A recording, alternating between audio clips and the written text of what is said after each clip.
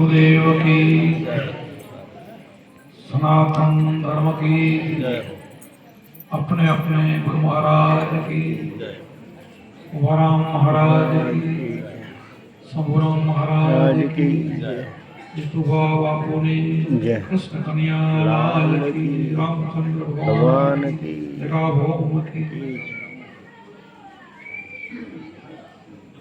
मोड़ा गाम ने आंगणे भक्तिशाला आश्रम में कार्तिकी पूनम सत्संग में सर्वे भाइयों बहनों હવે અને બધા અમારા પ્રેમથી હૃદયથી જય ગુરુ મહારાજ જય ગુરુ મહારાજ અમારે સાધુરામ ઈશ્વરદાસ આપણને સરસ મજાનો સત્સંગ સંભળાવ્યો રામાનંદી સાધુ છે કથાકાર પણ છે અને સંતો ભેરા બે છે એટલે આપણને સારો સત્સંગ સંભળાવ્યો ગુરુ મહિમાની વાત કરી શિવજીની ભક્તિની વાત કરી પરમાત્માનો મહિમા આપણને સદગુરુ પાસેથી સમજાય બીજે ન સમજાય ગુરુચરણમાં 68 તીરથ કયો 14 લોક પૂજાય કયો જે કહેવાય તો ગુરુ પાસેથી મળે છે એમણે જે વાત કરી એની અનુરૂપ એક વાત કરો કે આપણા ભગવાન પણ સંતોનો મહિમા ગાય છે રામકૃષ્ણ પણ કૃષ્ણ ભગવાને પાંડવ કૌરવોને પણ લડાઈની વાત કરી ભક્તિ તો એને તો ભક્તિ જ કરી એને લડાઈને લેના દેના નહોતું પણ લડાઈ પછી બધો સમાધાન થઈ ગયું પાંડવોને જ્ઞાન પણ આપેલું હતું પણ જ્ઞાનમાં એને કચાશ રીતે ગુરુ મહિમાની સમજ નથી સંતોની સમજ નથી ફરી કૃષ્ણ ભગવાને થોડીક વાત થાય કે પ્રભુ આપણે આટલું બધું પાપ થઈ ગયું આપણાથી તો યજ્ઞ કરીએ તો ના પાડે કે આપણે યજ્ઞની કોઈ જરૂર નથી આપણા ઉપર કોઈ પાપ નથી તને મેં કીધું તું અર્જુનને કે આ કરવાથી તને કોઈ દોષ નહીં લાગે તો એ સમજમાં કમી રહી બધાય પાંડવોને રહી ગઈ એકને બધાય પછી કૃષ્ણ થયો કે આના મનમાંથી આ કૂચ નીકળશે ને આ ભ્રમણા નીકળશે ને અને કાઢવા માટે મારે કાંઈક રચના તો કરવી પડશે પછી આપણે રાજસુ યજ્ઞનો ઓર્ડર દીધો કરી નાખી પછી કે યજ્ઞ તો કરો પણ યજ્ઞ તમારો સફળ ક્યારે થશે તો કે ક્યારે તો કે યજ્ઞ પૂર્ણ થાય આ નોળિયો છે ને એ સોનાનો બની જવો જોઈએ આ બધી જ વાતો એને જે કર્યું શંખ પણ વાગશે ના બધું થઈ જાય તો તમારો યજ્ઞ સફળ નક્કી નહીં એટલે સફળમાં તો પ્રભુ તમે કહો એમ બધું કરશો તો કે દૂર દૂરથી જેટલા સાધુ સંતો હોય જમી જાવ જોઈએ એક પણ સાધુ સંત ભગત જમ્યા વગર ન રહે એટલે આ બધું થાય આ કરવાનું છે હવે આ સાધુ સંતો જમવાનું છે તો યજ્ઞની વાત ક્યાં રહી કે આ જમી જવા જોઈએ સમજે તો પછી આ યજ્ઞ થયો યજ્ઞ ચાલુ થયો દૂર દૂરથી સાધુ સંતોને ટપાલો લખીને બોલાવ્યા બધાને જમાય પણ બાજુમાં એક સંત રહેતા હતા સંગી ઋષિ ફૂફડા વળવાનો ધંધો કરે કૃષ્ણ ભગવાન ઓળખતા હતા મહાન સંત પણ આ લોકો નતા ઓળખતા કેમ નતા ઓળખતા કે જાતિ ઉપર ગયા ફૂફડા વળવાનું કામ કરે ને એટલે એમ થયું કે આ તો જાતિ ઉપર ગયા અને ન બોલાવાય તો બધા જમી ગયા તો આમાંથી બે માંથી કઈ નથી ન તો શંખ વાગે ન તો દોડીઓ સુનાવતો એ બધા ભેગા થઈને પ્રાર્થના કરી કે પ્રભુ હવે તો તમે કીધું એમ જ કર્યું છે તો કે મેં કીધું એમ તમે નહીં કર્યું ક્યાંક તમારી કમી રહેતી હશે તો કે ના બાબુ કોઈ પણ સંત રહ્યા નથી તો કે ના ખૂણે ખટકે ક્યાંક હશે ના કોઈ છે જ નહીં તો કે સામે એક સંત છે એ ઝૂંપડી વાળીને બેઠા છે એને જમાડ્યા તમે તો કે ના તો કે એમને જમાડો બીજા જો કોઈ ન રહેતા હોય તો પછી બધાએ નક્કી કર્યું તો હવે એમાં તો શું છે આપણે કૃષ્ણ ભગવાન બોલે પહેલા તો એને અપરસેટ જેવું લાગ્યું પછી એક એક જાય છે જે કોઈ જાય ધર્મરાજાથી કરીને એક એક જાય જે જાય ને શું કે હાલો જમવા વાંધો નથી પણ તમે જે યજ્ઞ કરો ને એનો ફળ આપો તો હવે આ લોકો ફળમાં જ મળતા હતા, હજી ફળની ઈચ્છા હતી. જો આપણે પણ આપણા ગુરુમાં જે આપણે કૃષ્ણ ભગવાન બધા ફળની આશા નહીં રાખવાની. કાંઈ બી કાર્ય કરો ને તો ફળની આશા નહીં રાખવાની. ફળ તો મળે જ છે, આશા રાખવાની શું જરૂર? તો એને ફળની આશા રાખી તો ફળ તો કેમ દેવાય? તો ફળ ના દેવાય, આવતા નથી. એક જાય છે, ભીમ પણ જાય છે. ભીમ તો કે ના આવે તો ઉપાડી લઈ આવો, ના કેમ આવે? ઉપાડી લઈ આવો તો ભીમ બર કરીને જાય છે. તો ત્રિકાળ જ્ઞાની હતા, મહાન સંત હતા. ત્રિકાળ જ્ઞાની એટલે બધી જેને ખબર પડે, આવતા માણસને જોઈને ખબર પડે કે કેવી રીતે આવી રહ્યો, શા માટે આવી રહ્યો છે, બધી ખબર પડે. એટલે જોઈ ગયા કે આ અભિમાની માણસ આ મનમાં લઈને આવ્યો, ઉપાડી પણ જાય. એટલે આવતા આવતા હુકડું હતું હાથમાં, હુકડોનો ઘા કર્યો સામે. હવે સામે ઘા કર્યો તો 20 ફૂટ હુકડું પડ્યું કે ભીમભાઈ આ લેતા આવજો. વાતો ભીમ આપણો મળ્યો હુકડાની વાત કરે એટલે તેનો ડબલ ખાર ચડે. પગથી લાત મારીને તો અંગૂઠો પગનો મેળાઈ ગયો, નીચે બેસી ગયો, આંખમાં ચકરી આવી જઈને બેઠો હતો અને હુકડો એક દોરાવા ઘટ્યો નહીં. પછી એને ખબર આ કોઈ માણસ આપણે ઉપાડી લઈ જાય એવું નથી. પછી હુકડો ઉપાડવાની વાત પછી પગે લાગ્યા કે માફ કરજો, હું તમને જમવા માટે કહેવા આવ્યો છું, તો જમવાને ક્યાં ના પાડું છું? તો કેમ? તો કોઈને નથી પડ્યા, બધા ભાઈઓને મેં ના નથી પાડી. તો કેમ હાલતા નથી? તો કે તમે પુણ્ય આપો એનો ફળ આપો તો હાલો. તો એ તો કે ના આપે, એ પણ પાછા વળે છે. છેલ્લે દ્રૌપદી જાય છે. દ્રૌપદીને થોડીક 50% હમ નથી, પૂરી નથી, 50%. તો એ આવીને પ્રભુ જમવા પધારો. તો મારી ક્યાં ના શકે? હાલો, પણ તમે જે યજ્ઞ કરો ને એનું ફળ આપો. ત્યારે એટલી સમજ હતી કે તમે તો એક યજ્ઞનું ફળ લેશો ને.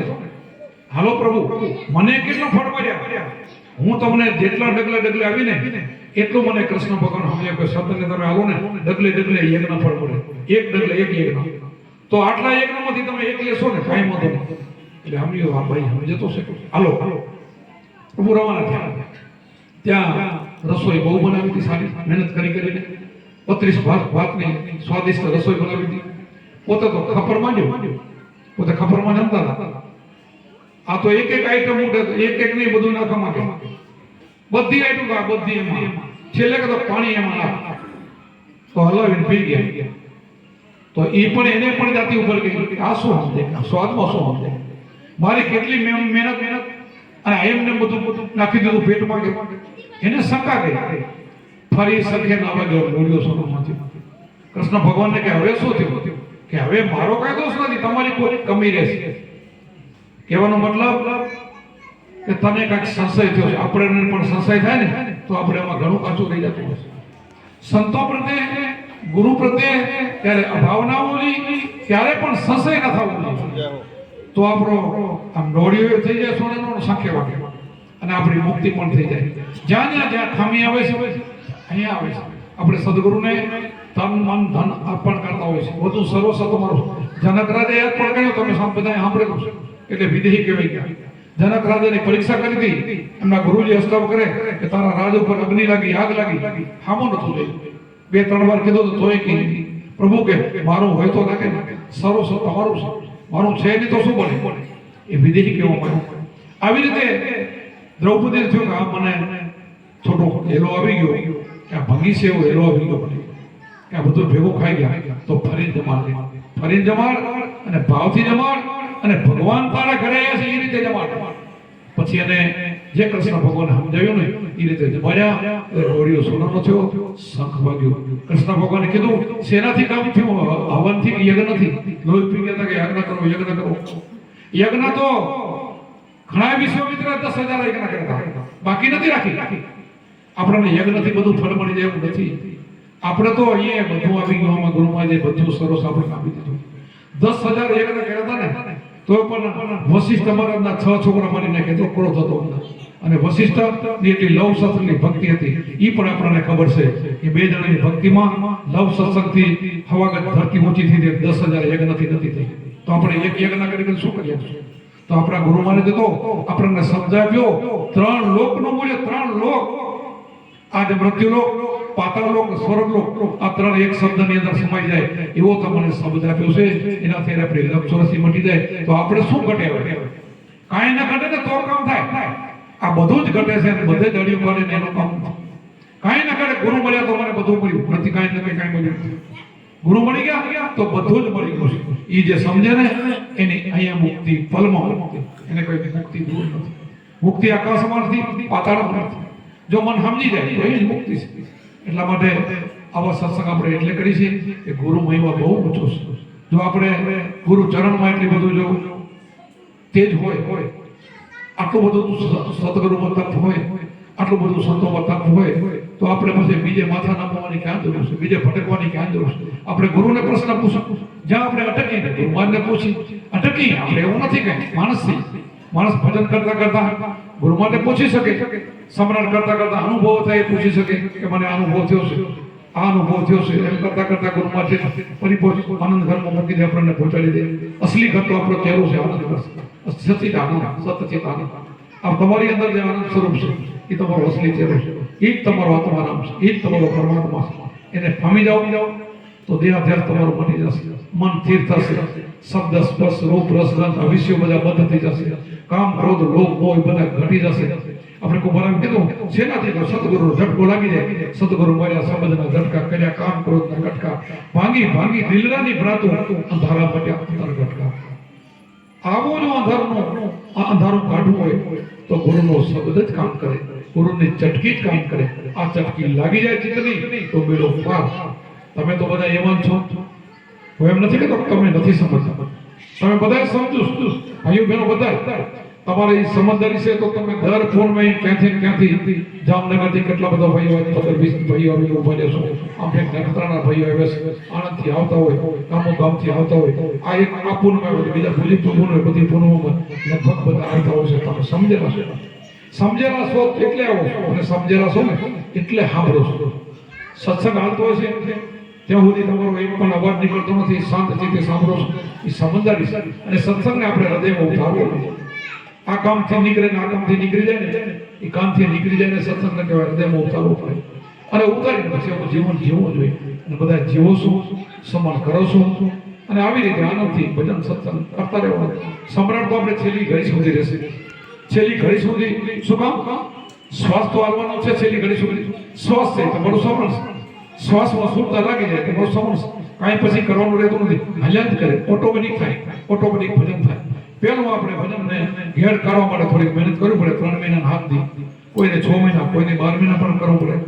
એમ કરતા કરતા તમારું ભજન થઈ જાય તો હાલતા ભજન, ખાતા ભજન, સૂતા ભગવાન ભજન, પીતા ભજન, જ્યાં હોય ત્યાં નિદ્રા પણ તમારી સમાધિ થઈ જાય.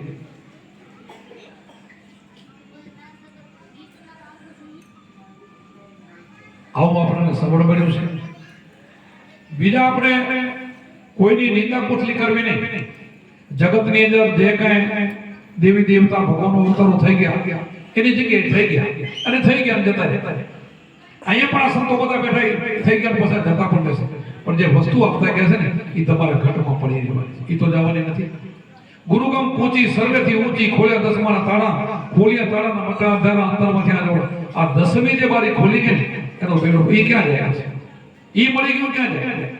એ તો બધું નષ્ટ થાય ને તો કાંઈ નષ્ટ આ નહીં થાય. બધું દુનિયાની અંદર કાંઈ નહીં રહેતું, એ તો રહેવાવાળો છે. તો રહેવાવાળો છે એ તમે શું? દેહાધ્યાસ મટાડી દેવાનો. દેહાધ્યાસ ક્યારે મટાડે? કહું સત્સંગ કરી ત્યારે મટે. આ દેહ પણ મારો નથી. આ દેહ મારો નથી તો બીજું શું હોય? તો બાકી તો બધું સંસારમાંથી તો તમે વિરક્ત બની જાઓ ધીરે ધીરે.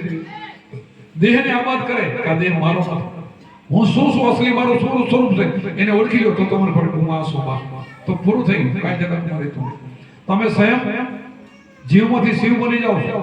હું વારંવાર બોલું છું, કૃષ્ણ ભગવાને ગીતામાં કીધું બહુ જન્મને અંતે ભગવાન બની શકે છે. માણસમાંથી બધું થવાય છે. હું વારંવાર બોલું છું, એકવાર નહીં. સત્સંગે બોલું છું કે માણસનો એકવાર અવતાર મળે ને પછી બધું થવાય. તો આપણને મળી ગયું છે તો શા માટે આપણે જીવમાંથી શિવનું બની જાય? જેનાથી થવાય આ સત્સંગ કરવા, સાંભળવાથી, આ શ્રવણ કરવાથી. બસ આવો નવો આનંદ કરવાનો, આની કિંમત સમજી લેવાની. આનાથી મોટું કાંઈ નથી. વ્યવહાર જગના વ્યવહાર જગ દિશા બધે કરવાના, પણ અંતર સપના સંસાર જેવું છે, સપના જેવું છે, કાંઈ નથી. જગતનો વ્યવહાર છે સપના જેવું, કાંઈ નથી. જનક રાજાને સપનું આવ્યું તો તેને બધી ખબર છે. જો સપનું આવ્યું તો ભિખારી બની ગયો અને ભિખારી બની ગયો એમાં કેટલાય બ્રાહ્મણોને કેદ કર્યા હતા, પણ અષ્ટાવક્રને ટાંકો ઉઘાડી દીધી. બેટા તને સપનું આવ્યું એ ખોટું છે, એ સપનું છે તો રાજા છો એ પણ સપનું છે, પણ ત્રીજું જે છે તારી અંદર છે ને એ તત્વને ઓળખી લે. તું રાજા છો એ કાલ નહીં હોય, એ તો આજ તપેશ્વરી રાજેશ્વરી નરકેશ્વરી એ તો હાલ્યા જ કરશે. જો નરકમાં રજાવું હોય તો વસ્તુ ઓળખી લે. ઓળખી લીધી 8 વર્ષનો અષ્ટાવક્રના શિષ્ય બની ગયા જનક રાજા. એના સુખદેવજીના શિષ્ય બન્યા. વિચાર તો કરો જનક કેવા બની ગયા. એમ આપણે પણ એવા બની શકશું. શેનાથી બનાય? આ ગુરુ શબ્દથી બનાય, સમણથી, પણ ગુરુની રેણીથી બનાય. બધું ના બધું કરીને કે અમે એમ નહીં રેણી મળે બધું કરીને કીધું આપણે જે કુંભારામે કીધું ને સંસારથી અલગ થઈ જાય એવું કીધું છે કે રે સદા અલગ પડી જાય.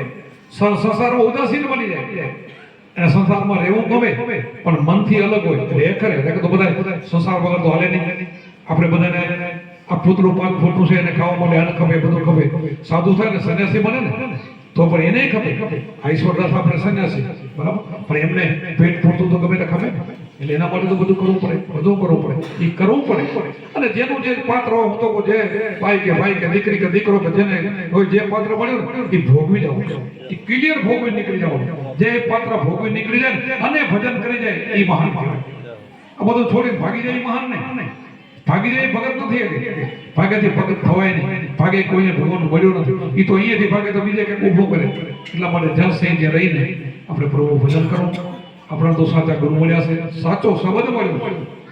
સાચો શબ્દ પાછો સાચો શબ્દ કેમ કહું છું? આપણા ઋષિ મુનિઓ બધા સંતો જોઈ અહીંયાથી દરિયા સ્થળથી તમે હાલો ભાણ સાહેબ કયો, ખીમ સાહેબ કયો, રવિ સાહેબ કયો, મોરાર સાહેબ કયો, ત્રિકમ સાહેબ, ભીમ સાહેબ, જીવન સાહેબ, કુંભારામ થી અત્યાર સુધી જાઓ બધા પડતાધારી પડતા છે ને. આજ ભજન આજ સમ્રાટ તમે કરો એટલે તમારા પર પડતા થાય. શેના થાય કે તમે એ જ ભજન કરો છો. દેહને બાદ કરીને શ્વાસોશ્વાસની સાધના તમારા આત્માને ઓળખી લીધો, તમારી અંદર ભગવાનને ઓળખી લીધો, તમે ભગવાન બની ગયા. જેમ ઈંડામાંથી ભમરી કેમ ઈંડાને પકડીને ઘરમાં પૂરે ઝટકી મારી અને થોડા દિવસમાં એમાંથી ભમરી બને, તો તમે એવા બની જાઓ. બનાય છે આ બધા એમાંથી જ બન્યા. આ સંતો બધા પહેલા કેવો જેસલ જાડેજો કેવો હતો? શેમાંથી બન્યો? બારવટી હતો, ખૂન કર્યા હતા, કેટલાય માથાના વાળ દેના પાપ કર્યા હતા. મહાન કેવો સંત બની ગયો? જો યાત્રાએ જાય, અંધાર બધા જાય ત્યારે દર્શન કરવા. શેમાંથી બન્યો? ગુરુના શબ્દથી. આ શબ્દની ચટકી લાગી જાય તો આપણને બધાને શબ્દની ચટકી લાગી. હવે એને લાગી એવી આપણને લાગવી જોઈએ. એને થયું આપણને થવું જોઈએ. એ રેણી મળ્યો આપણે રહેવું પડે. એવું મનને મારવું પડે. એને જે મનને માર્યું ને ગુરુના વચનથી બહાર ન નીકળ્યો. આપણે પણ ગુરુના વચનથી બહાર નીકળીને ઓળંગી જાય તો કામ ન થાય. આ ગુરુથી બહાર નીકળી જાય ને એ તો બહુ દુઃખી થવાના. આ ગુરુથી બહાર નીકળે ને બહુ દુઃખી થશે. જે ગયા ને ગુરુ જયારે હટી જાય ને પછી ગમે પડકારો કરે, પછી કોઈને છોડે. ગમે એવી જ્ઞાનની વાત કરતો હોય ને ગુરુથી હટી જાય ને. આપણે કુંભારામ બાપુ તો ગરીબ હતા, ગરીબ ઘરમાં એમનો જન્મ હતો અને એવા તો સિદ્ધાંતવાદી હતા. આમ નીચે હાલ્યા જાય તો કીડી ન મારવા દે એવું નીચું જોઈને હાલે અને વાત કરે તો ઊભા થઈને પછી ફરી હાલતા થાય એવો સ્વભાવ. અને એના એ સમયમાં 200 જેવા શિષ્યો હતા. એમાંથી 2 શિષ્યો ગુરુના કહેવામાં નતા. કહેવામાં એટલે કુંભારામ બોલે એટલે આડું બોલે. કુંભારામથી આડા આવે, કુંભારામ કે એમ ન કરે. વચ્ચે જવાબ આપી દે કુંભારામને. એવા હાથ ગજરા હતા 2, નામ નહીં દો. આમ લગભગ બધા જણો છો. અને અત્યારે કેવા દુઃખી થાય એ પછી તમને કહી દે. આજે બોલું રહ્યો ને એ પછી અત્યારે દુઃખી થાય જાય. કુંભારામે સમજાય ઘણી વાર બેટા ગુરુમાં બોલતા તો પછી ન બોલો. ગુરુ કેમ કરવું જોઈએ. પછી ગુરુ મારાથી આડા સત્સંગ કરે, બીજું કરે, બધું કરવા મળ્યા. પછી 2 કુંભારામે 2 ને ગત બારા કર્યા. ગત એટલે અમારી જે ગત છે ને 17 ભાઈઓનો આદેશ કરી ગત કહેવાય. અહીં 2 ભાઈઓને ગત બારા કર્યા કે કાલથી તમે અહીંયાથી છૂટા અમારી ગતમાં નહીં. તગડી મળ્યા. એક ભાઈ આસારામમાં ગયો. આસારામમાં 10 વર્ષ રહી પછી આવ્યો. પછી માફી માંગી કે પ્રભુ મને માફ કરજો, મને લઈ લો. તોય લઈ લીધો. બીજા ભાઈ પછી આવ્યા. 2 ભાઈને પાછા લઈ લીધા. પાછા રહી ગયા પણ પેલા જે બોલાઈ ગયો ને એ ભોગવવું પડ્યું. હજી ભોગવે છે. એટલે ગુરુનું વચન આવું છે. પછી જમ તો આવે ને આવે. આ જમને પાછા વાળો ને ગુરુ છે. ગુરુનો ઓથ હોય ને તો બધું થાય. એટલા માટે આપણને સદગુરુ મળ્યા છે અને આપણને ભજન મળ્યું છે. વચન મળીને ભજન કરો. અને બીજું ભરતું સડતું કરવામાં તો કાંઈ નહીં વળે, સમય ગાળવો નહીં, સમય બરબાદ ન કરો, સમય બરબાદ થાય. બીજું કરવામાં સમય આપણો બરબાદ થઈ જાય ને એવું ન કરવું જોઈએ. એક એક શ્વાસની 3 લોકોની કિંમત હોય તો આ શ્વાસોશ્વાસનું સ્મરણ કરવું જોઈએ. જેટલા શ્વાસ ભરાયેલા આપણી મૂડી થાય છે તો બીજામાં તો કઈ મૂડી તો થતી નથી. બીજામાં તો ટેમ પસાર થાય, પૈસા બગડે, ધોરણ કરો, સમય જાય, થાકી જાઓ. અહીંયા તો કઈ થાકે ના લાગે, કઈ નહીં. એવું આપણું ભજન છે. અહીંયા આપણી મુક્તિ થઈ જાય, બેડો પાર થઈ જાય. એવું આપણને આ સદગુરુનો સંબંધ મળ્યો છે. એટલે એનો 3 લોકોનો બોલ કહી છે. તમે બધા કરો જ છો, પણ છતાંય અમારો ફરજ થાય છે, ગુરુમાનો ફરજ થાય. શિષ્યોને ટકોર મારી લાઈનથી મારા કોઈ ઉતરી ન જાય, ભજનથી કોઈ નીચે ઉતરી ન જાય, એ ઢીલા પડતા હોય તો મારી પાછા લાગી જાય. એટલા માટે અમે વારંવાર સત્સંગમાં અમારે ટકોર મારવી મારું ફરજ છે. શું કામ? અમારું ફરજ થાય કે તમે મને ત્યારે પગે લાગો છો, અમારી આરતી ઉતારો છો, 10 વાર અમને નમો છો, તો અમારો કાંઈક ફરજ તો થાય ને. તમને 184 માંથી મારે બહાર કાઢવા, એ ભૂલ થાય તો તમને સમજાવવા, એ અમારો પણ ફરજ થાય છે. એટલે ગુરુના વચનમાં રહી અને આવી રીતે ભાવ રાખીને પ્રેમથી ભજન કરશો તો તમારી અહીંયા જ મુક્તિ છે. અને અમારા ખૂબ ખૂબ તમારા ઉપર બધા આશીર્વાદ છે ને એ વરસતા જ રહે. તમે વચન માર્યો, વચન વિવેકી જે નંદ નારી અને બ્રહ્માદિક લાગ પાય. બ્રહ્મા વિષ્ણુ બે જો તો પગે લાગે, પછી બીજે કેને તમારે જરૂરી વચનમાં રહી જાઓ ને. બ્રહ્મા વિષ્ણુ મેષ એ ત્રણેય તમને પગે લાગવા આવે એવા તમે બની જાઓ. પછી તમારે કોની જરૂર? પછી બાકીના દીવો તારાથી નીચા છે બધા. જેથી કરો દેવ તો બધા નીચા રહી ગયા. આટલા બધી તમારામાં મહાનતા આવી જાય. એક જ આ ભેદ મળી જાય તો, અને આ ભેદ મળ્યા પછી ભજન કરો તો, અને તમે એ થઈ જાઓ તો, એટલે તો ને ગાડી નાખો થઈ જાઓ સમરણ કરતા. બોલો સત્ય ગુરુદેવ કી, સનાતન ધર્મ કી, આપણે ગુરુ મહારાજ કી.